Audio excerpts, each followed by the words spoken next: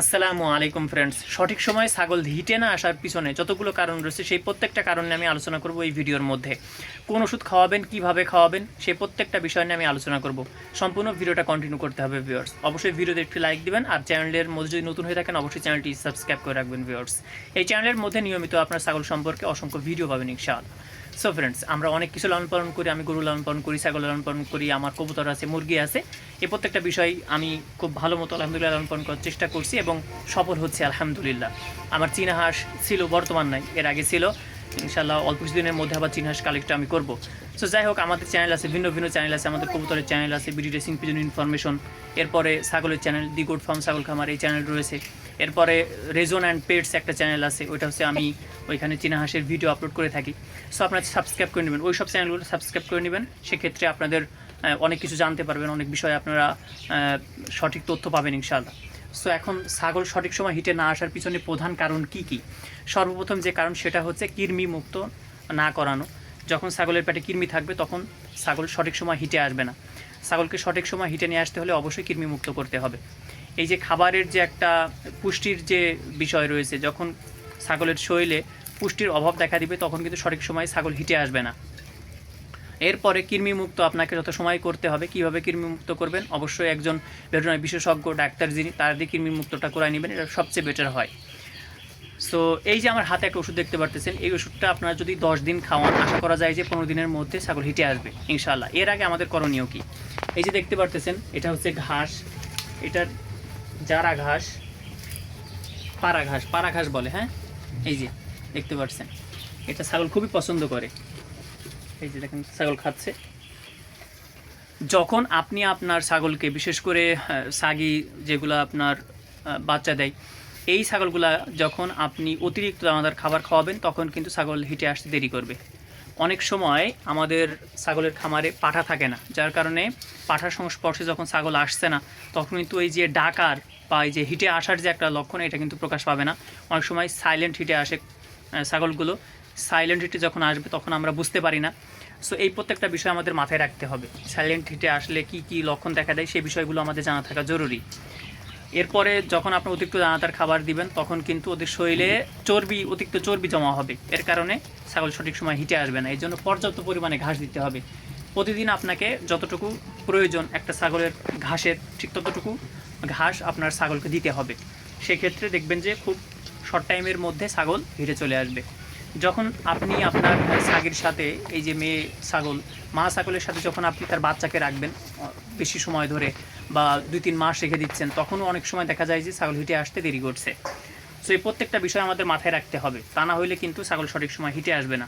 পুষ্টির অভাব যদি ছাগলের শরীরে থাকে সেক্ষেত্রেও কিন্তু ছাগল হিটে আসতে দেরি করে। এজন্য পুষ্টির অভাব ছাগলের শরীরে রাখা যাবে না। ভিটামিন, ক্যালসিয়াম, মিনারেলস এগুলো দিতে হবে এবং অবশ্যই জিঙ্ক দিতে হবে।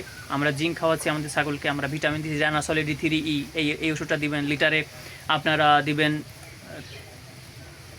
3 ml করে দিবেন, 4 ml করে আপনারা দিবেন লিটারে। দিয়ে নিয়ে এটা 1 থেকে 5 দিন আপনারা খাওয়াবেন আপনাদের ছাগলকে।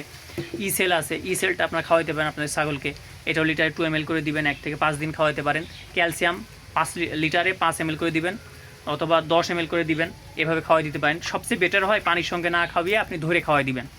এই একটা ছাগলকে আপনি 5 ml খাওয়াই দিবেন সেল, 5 ml খাওয়াই দিবেন আপনি রানাসলের D3E, 5 ml আপনি খাওয়াই দিবেন হচ্ছে ক্যালপ্লেক্স, এভাবে খাওয়াই দিবেন। তো প্রত্যেকটা ওষুধ আপনারা কি করবেন, 5 দিন করে শেষ করবেন।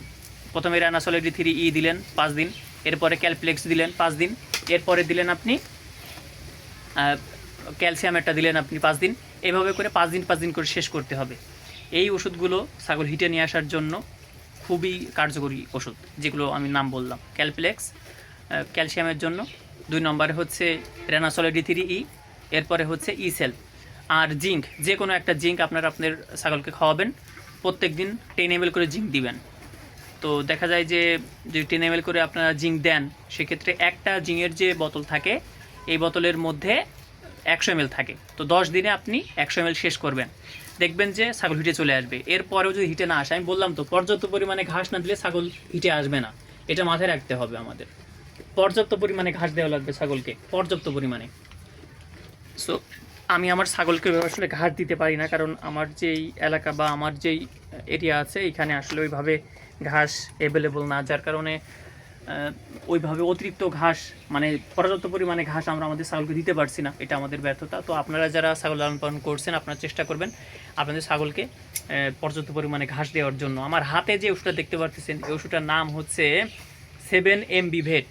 আপনার ভেটেরিনারি দোকানে যেয়ে 7MB ভেট নামে এই ওষুধটা নিয়ে আসবেন। আমার কাছে নিয়েছে 23 টাকা করে, 25 টাকা এর দাম, এক একটা ওষুধের এক একটা ট্যাবলেটের দাম 25 টাকা করে। হ্যাঁ, তো আমার কাছ থেকে নিয়েছে 23 টাকা করে পিস।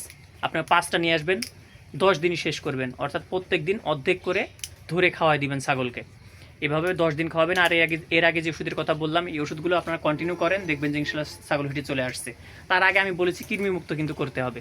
কৃমিমুক্ত করার আগে আপনারা লিভার টনিক দিবেন 3 দিন, যেদিন কৃমিমুক্ত করছেন তারপরে আবার 3 দিন দিবেন আপনারা লিভার টনিক। এইভাবে করে কৃমি কোষটা কমপ্লিট করতে হবে। তো এখন আপনি যদি না বুঝে থাকেন তাহলে অবশ্যই যারা ভেটেরিনারি বিশেষজ্ঞ রয়েছে তাদের কাছ থেকে বিষয়টা জেনে নেবেন, বুঝে নেবেন। আশা করা যায় যে আপনাদের ছাগলটা খুব দ্রুত হিটে আসবে।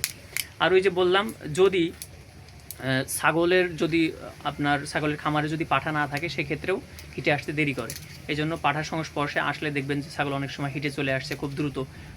যখন খামারে একটা পাঠা থাকে 5টা ছাগলের সাথে বা 10টা ছাগলের সাথে যখন আপনি একটা পাঠা রাখবেন তখন দেখবেন যে এই যে দেরি হওয়া বা লেট হওয়া এটা কিন্তু হবে না। যখন ছেড়ে দিয়ে রাখবেন আপনি আপনার ছাগলগুলোকে, তো যেগুলো হিটে আসতে দেরি করবে ওইটাও কিন্তু এই যে আপনার পাঠার যে একটা সংস্পর্শ, এই সংস্পর্শে এসে সে হিটে চলে আসবে। এজন্য অবশ্যই আপনাদের খামারে 4-5টা যারা লালন পালন করছেন ছাগি রয়েছে অবশ্যই একটা পাঠা রাখার চেষ্টা করবেন, দেখবেন যে ইনশাল্লাহ অল্প সময়ের মধ্যে আপনাদের ছাগলগুলো ইনশাআল্লাহ হিটে চলে আসছে।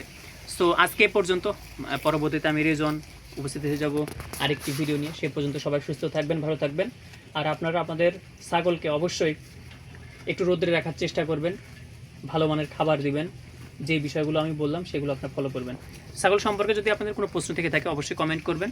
পরবর্তীতে আরেকটি ভিডিওর মধ্যে আমি ইনশাল্লাহ প্রশ্ন উত্তর দেওয়ার চেষ্টা করব। ছাগল সম্পর্কে যে কোনো বিষয়ে আমি যতটুকু জানি সেটা আমি আপনাদের মধ্যখানে শেয়ার করি। আমি যে বিষয়ে জানি না সে বিষয় নিয়ে আমি ভিডিওর মধ্যে কথা বলি না। যদি কোনো প্রশ্ন থেকে থাকে অবশ্যই কমেন্ট করবেন। এই যে খুবই চমৎকার করে খাচ্ছে দেখেন, এই যে ছেলের সাথে এই যে মা। আর আপনারা দোয়া করবেন, আমার এই ছাগলটাও বেশ কিছুদিন ধরে ডাকছে না। আমি আসলে সময় দিতে পারি না ছাগলের, আমার যেহেতু অনেকগুলো কাজ রয়েছে, অনেকগুলো প্রজেক্ট রয়েছে, যার কারণে ছাগলের সময় দিতে পারিনি। তো আশা করছি এবার যে ট্রিটমেন্ট করছি খুব অল্প সময়ের মধ্যে ইনশাল্লাহ হিটে চলে আসবে। এই যে কৃমিমুক্ত করছিলাম বেশ কিছুদিন আগে, আবার ইনশাল্লাহ কৃমিমুক্ত করতে হবে। এরপরে ইনশাল্লাহ আমরা ট্রিটমেন্টটা ইনশাল্লাহ পুরো দমসে ইনশাল্লাহ করা শুরু করবো ইনশাল্লাহ। তো সবাই সুস্থ থাকবেন, সুন্দর থাকবেন। আজকে এই পর্যন্ত। আসসালামু আলাইকুম রহমতুল্লাহি ওবরাকাতুহু। আর অবশ্যই আপনারা আমাদের চ্যানেলটি সাবস্ক্রাইব করে রাখবেন, আর এই ভিডিওতে অবশ্যই লাইক দিবেন ভিউয়ার্স। আসসালামু আলাইকুম।